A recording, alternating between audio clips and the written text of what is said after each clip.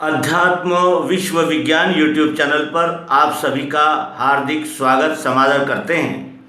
इसके पूर्व में जो हमने एक स्वानुभव शीर्षक से एपिसोड प्रस्तुत किया था, जिसमें अध्यात्म विज्ञान नौका कार्यालय लश्कर ग्वालियर के ज्येष्ठ उपदेशक श्री गोविंद लक्ष्मण देसाई, इनका अनुभव हमने आपके सम्मुख प्रस्तुत किया था, जो हमें अध्यात्म विज्ञान शाला पत्रिका से प्राप्त हुआ था।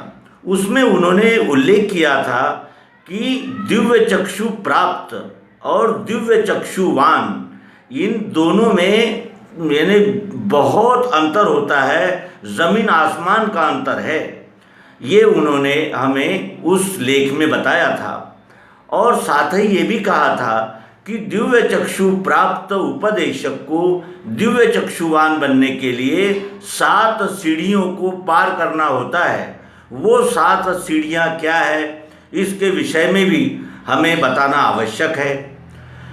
जब ज्येष्ठ व्यक्ति अपने को मार्गदर्शन करते हैं तो उनका दृष्टिकोण यही होता है कि हम उन शब्द जाल से निकलकर अनुभव तक कैसे पहुँचेंगे, और अनुभव ही हमें तारता है, अनुभव ही हमें स्थायी संतोष समाधान देने में सक्षम होता है।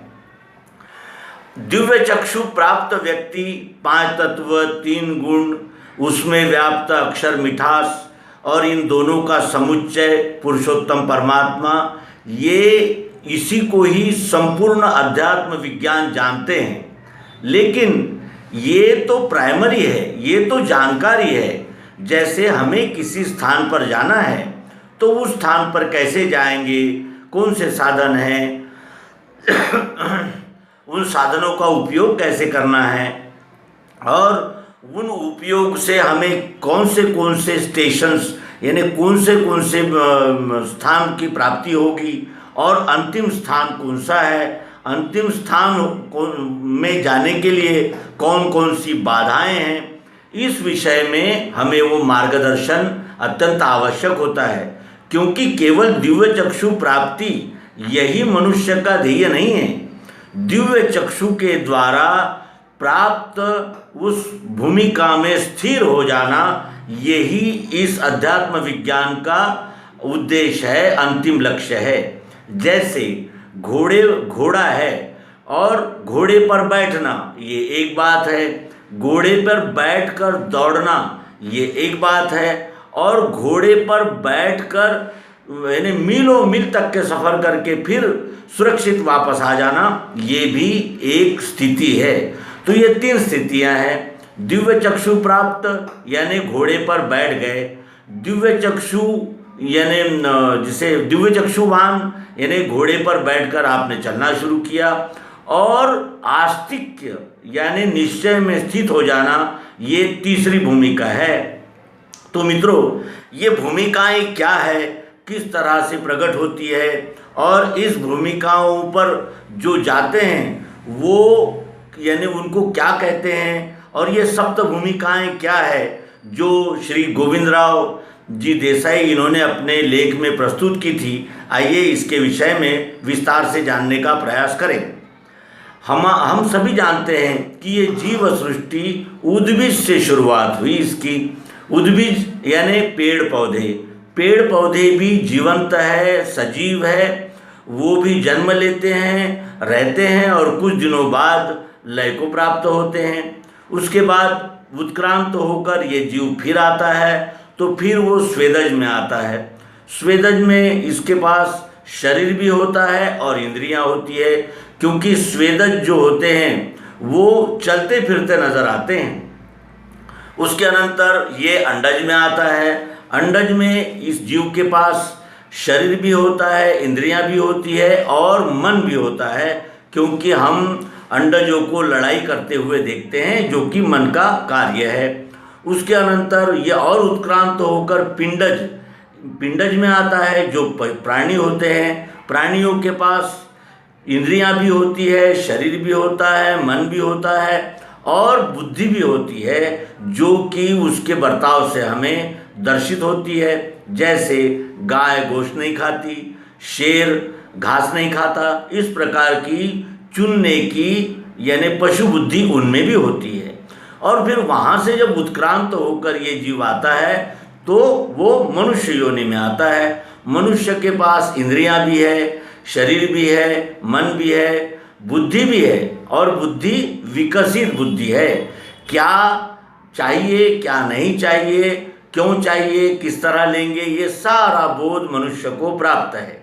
इसलिए मनुष्य को पूर्ण उत्क्रांत प्राणी माना जाता है, और यहाँ से उसको एक अवसर मिलता है कि वो अपने स्वस्वरूप को जाने, वो कौन है, कहाँ से आया, कहाँ जाना है, किस तरह का बर्ताव करना है, इसकी जानकारी लेने का उसके पास एक अवसर होता ही होता है। भले ही वो अवसर को भोग, ऐश्वर्य, मान सम्मान और अनेक प्रकार की चाहतें, अनेक प्रकार की महत्वाकांक्षाएं इसमें क्यों न खो दें, लेकिन कुछ ऐसे भी होते हैं कि जो इस नर्तन का महत्व मूल्य जानते हैं और उस नर्तन का परम सार्थक करने के मार्ग में मार्गस्थ हो जाते हैं।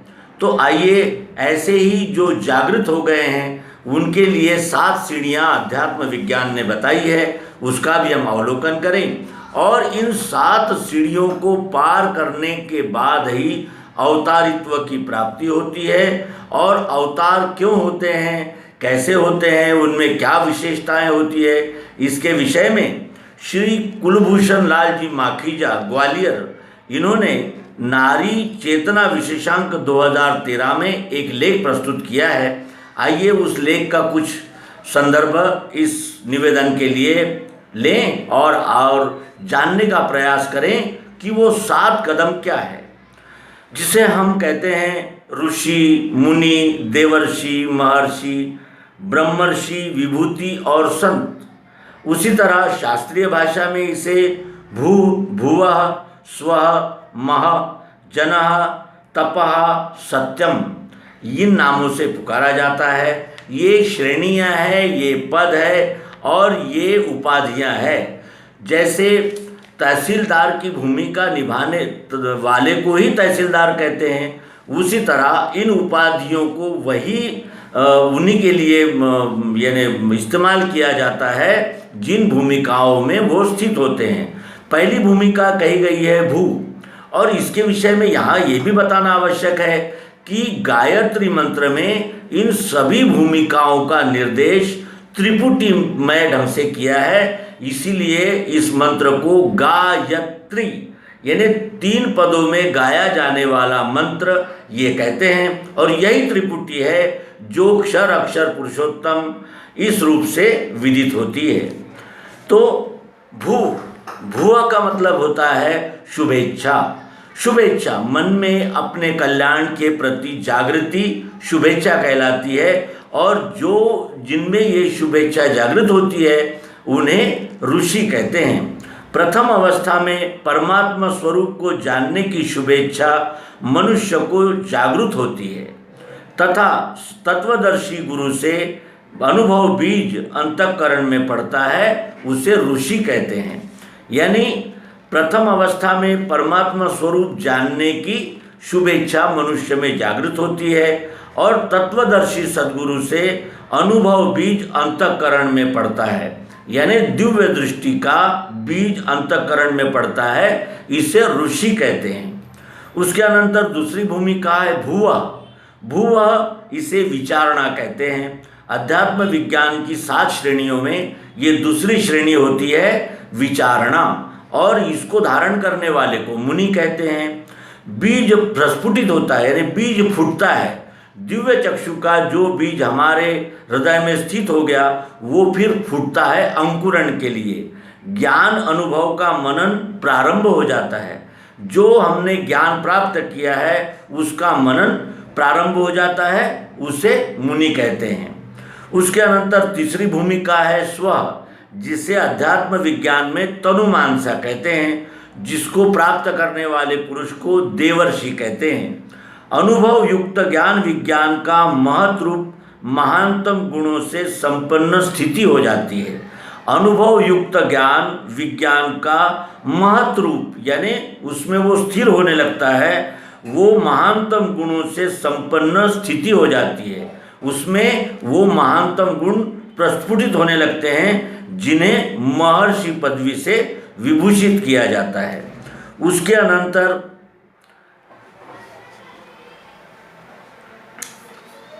क्षमा करें, तीसरी भूमिका है स्व। स्व इसे तनुमानसा कहते हैं, जिसे देवर्षि कहा जाता है। ज्ञान विज्ञान का मनन होते होते स्वयं में ही अनुभव प्रकाशित होने लगता है, उन्हें देवर्षि उपाधि दी जाती है। ज्ञान विज्ञान का जब मनन शुरू हो जाता है उसके अनंतर स्वयं में ही अनुभव प्रस्फुटित होने लगता है, यानी मनन से वो विचार उसके पक्के होने लगते हैं और अनुभव प्रकाशित होने लगता है, उन्हें देवर्षि उपाधि कही जाती है। ये तीसरी श्रेणी है जिसे अध्यात्म विज्ञान में तनुमानसा कहते हैं। उसके अनंतर चौथी श्रेणी है मह, जिसे सत्वापत्ति कहते हैं, जो महर्षि कहलाते हैं। अनुभव युक्त ज्ञान विज्ञान का महत् रूप महानतम गुणों से संपन्न स्थिति हो जाती है, जिन्हें महर्षि पदवी से विशोभित किया जाता है। यानी अनुभव युक्त ज्ञान विज्ञान का महत् रूप महानतम गुणों से संपन्न स्थिति हो जाती है, उन्हें महर्षि कहते हैं। फिर पांचवी भूमिका है जनः। जनः इसे अध्यात्म विज्ञान में असंशक्ति ये कहा जाता है, जिसे सामान्य भाषा में ब्रह्मर्षि कहते हैं। इस अवस्था में व्यष्टि भाव के संस्कार विश्व भाव में सर्वथा लय हो जाते हैं। इस अवस्था में व्यष्टि भाव के, यानी मैं 3.5 हाथ का ही शरीरधारी हूँ, ये जो संस्कार हो जाते हैं, उन संस्कारों का विश्व भाव में सर्वथा लय हो जाता है। इस अवस्था में आसक्ति शून्य हो जाती है। क्यों? क्योंकि वो ऊपर चढ़ गया, उसने विश्वरूप परमात्मा को जानकर अपने आप को उससे कंपैरिजन करना शुरू कर दिया है, और वो संस्कार जो है वो व्यष्टि भाव के संस्कार लय होने लगते हैं। इस अवस्था में वो आसक्ति रहित हो जाता है, आसक्ति शून्य हो जाता है, उसे ब्रह्मर्षि कहते हैं। उसके अनंतर छठवीं भूमिका है तपः, जिसे पदार्थाभाविनी इस नाम से भी जाना जाता है, और इस भूमिका में स्थिर होने वाले को विभूति कहते हैं। ज्ञान विज्ञान पूर्णत्व होने पर पदार्थाकार अर्थात जगताकार दृष्टि का लय विश्व वस्तु में हो जाता है। यानी जो पदार्थ रूप जो उसकी वृत्तियां थी, वो वृत्तियां विश्व वस्तु में लय हो जाती है। अब वो जान गया है कि ये विश्व वस्तु ही अल्प में यहाँ है और संपूर्ण में वहाँ है। इस तरह वो जगताकार दृष्टि का विश्व दृष्टि में लय हो जाता है, और इस अवस्था को विभूति कहते हैं। फिर सातवीं भूमिका है सत्यम, जिसे तुर्या कहा जाता है, और जो जिस भूमिका में स्थिर होने वाले को संत कहते हैं। विश्व रूप ही ब्रह्म है, यह रहस्य यथार्थ अनुभूत हो जाने पर प्रचार व उपदेश द्वारा अवतार को सिद्ध करने के, यानी अवतार को बढ़ाने के दिशा में जो स्थित हो जाते हैं, उन्हें संत कहा जाता है। इस तरह हमने ऋषि, मुनि, देवर्षि, महर्षि, ब्रह्मर्षि, विभूति और संत, इन 7 श्रेणियों का यानी अवलोकन किया, जिसे शुभेच्छा, विचारणा, तनुमानसा, सत्वापत्ति, असंशक्ति, पदार्थाभाविनी और तुर्या इस रूप से अध्यात्म विज्ञान में पहचाना जाता है। और व्याहृतियाँ जो भूमिकाएं हैं, वो भुवः, स्वः, मह, जनः, तपः और सत्यम, इन शब्दों से 7 भूमिकाएं जानी जाती है। इसके अनंतर अवतार की भूमिका शुरू होती है। तो अवतार किसे कहते हैं? जो 6 भव को धारण करता है, 6 भव को जो धारण करता है उसे अवतार कहते हैं। तो अवतार के 6 भव कौन से हैं? पहला उसे यानी पहली सिद्धि उसकी वो होती है कि उसे संपूर्ण शास्त्रों और प्रकृति की स्वयंभू रचना का ज्ञान होता है। यानी संपूर्ण शास्त्रों, जितने भी शास्त्र है, यानी अध्यात्म विज्ञान और धर्म, संस्कृति, इन विषयों का ज्ञान देने वाले जो संपूर्ण शास्त्र होते हैं, उन्हें उसे संपूर्ण शास्त्रों और प्रकृति की स्वयंभू रचना प्रकृति की स्वयंभू उत्पत्ति स्थिति लय की रचना कैसी है इसका ज्ञान होता है। दूसरा उसमें भग होता है विज्ञान, विश्व वस्तु का प्रत्यक्ष दर्शन। वो इस विश्व वस्तु को विज्ञान के द्वारा प्रत्यक्ष दर्शन कर लिया होता है उसने। तीसरा भग होता है वैराग्य, आसक्ति रहित व्यवहार। उसका आसक्ति रहित व्यवहार होता है और जिसे वैराग्य कहते हैं, जो उसे संपूर्णतया प्राप्त होते हैं। चौथा उसमें भग होता है विश्व धर्म ही ये सच्चा धर्म है, इसकी जागृति उसके हृदय में स्थिर हो जाती है। पांचवा भग होता है सदाचरण की परिपूर्णता। वो सदैव सदाचरण में ही रत होता है, जिसे श्री भी कहा जाता है। और छठवां भग होता है विजय, अधर्म पर संपूर्ण विजय, अर्थात अधर्म पर पूर्ण विजय उसे प्राप्त हो जाती है। यानी वो धर्म क्या है अधर्म क्या है इस विषय में जानकर धर्म में प्रतिष्ठित होता है। इस तरह ये जो क्षुल्लक जीव जो 3.5 हाथ का अपने आप को मान रहा है, यही विश्व रूप बन जाता है और जीव अपनी प्रगति करते करते अवतार श्रेणी तक जाता है। अवतार भी हाड़ मास से बने हुए हमारे जैसे ही होते हैं, लेकिन उनमें ये 6 भग होने से उन्हें भगवान संज्ञा प्राप्त होती है। इस तरह हमने यानी उद्भिद से लेकर अवतार तक जिस जीव का प्रवास देखा जाना, और हम भी मनन चिंतन करते हुए उस परम लाभ परम अनुभव तक पहुंचने का प्रयास करते रहेंगे। ये शुभकामना स्वतः सहित सबको देते हुए इस अंक का समापन करेंगे। नर्मदे हर, सद्गुरु भगवान की जय, विश्वरूप परमात्मा।